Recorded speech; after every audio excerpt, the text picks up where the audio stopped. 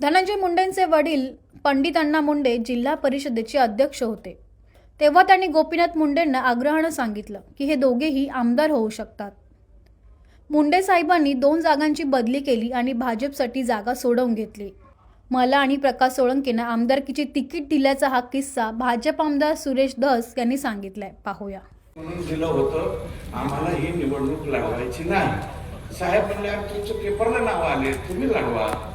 ही गंमत का करायची होती? कारण त्यांची सगळ्यांची एकी राहिली पाहिजे होती म्हणून मी ती गंमत केली होती. दुसऱ्या दिवशी 9च्या 9 जाऊन म्हणले ही निवडणूक आम्ही लढवू शकत नाही, ही निवडणूक तुम्हाला लढवाय. आणि त्यावेळेस मला मुख्यमंत्री पंकजाताई त्यावेळेस ग्रामविकास मंत्री होत्या, त्यांनी सुद्धा एक 10-15 दिवस त्यांचा सगळा कार्यभार जो आहे तो बंद करून त्या निवडणुकीमध्ये लक्ष घातलं होतं. आणि सगळ्यांनी, सर्व नेते मंडळी जे म्हणून आता जे माझ्या विरोधात होते ते विरोधातच काम करणार नाही, त्यांना मी दोष देऊ शकत नाही. कारण त्यांचा पक्षाचा उमेदवार होता. एक तर मूळ पक्षाचा जो उमेदवार होता त्यांनीच विड्रॉल केलं. म्हणजे नवरी जी आहे त्यावेळेस मंडपापर्यंत आली पण हार घालायच्या आधीच पळून गेली, बाजूला झाली. आणि नंतर दुसरे नवरदेव उभे केले त्यांनी. दुसरी नवरी उभा केली,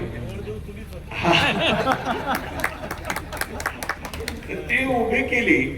आणि लोकांनी मतदान केलं.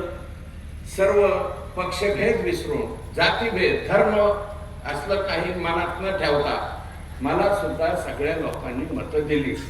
आणि विशेषतः जे मतदार पक्षाला मिळणार अशी मतं सुद्धा मोठ्या प्रमाणावरती त्यावेळेस मला मिळाली. मी काही दिवस राष्ट्रवादी काँग्रेस पक्षामध्ये असल्याचं निश्चितपणे त्यावेळेस मला फायदा हा झालेला होता, हे नम्रपणे सांगतो. आणि याही वेळेस मुख्यमंत्र्यांनी उमेदवार देत असताना एक अत्यंत सर्वांना बरोबर घेऊन चालणारा, सगळ्यांच्या मध्ये मिसळणारा, ज्यांनी 3 टर्म आमदारकी स्वतः ते लढलेले आहेत, आमदार म्हणून राहिले. 1 टर्म विलासराव देशमुख साहेबांच्या मंत्रिमंडळामध्ये मला वाटतं राज्यमंत्री म्हणून सुद्धा साहेबांनी 5 वर्ष त्या ठिकाणी काम केलेलं आहे. आता या स्टेजवरती राज्यमंत्री म्हणून काम केलेले आम्ही 4 लोक आहोत. आमच्यात बसवराजी राज्यमंत्री पदाच्या बाबतीत सिनियर आहे आमच्या सगळ्यांना. नंतर बदाम आबा सिनियर आहे, मला वाटतं आबा सिनियर असतील, कारण ते 95च्या नंतर त्या कालावधीमध्ये 4.5 वर्ष. नंतर 99ला बसवराज होते, नंतर प्रकाशदादा झाले आणि नंतर मी सुद्धा 1.5 वर्षासाठी राज्यमंत्री त्यावेळेस राहिलो. त्या 1.5 वर्ष राज्यमंत्री मताचा सुद्धा मला निश्चितपणे फायदा झाला.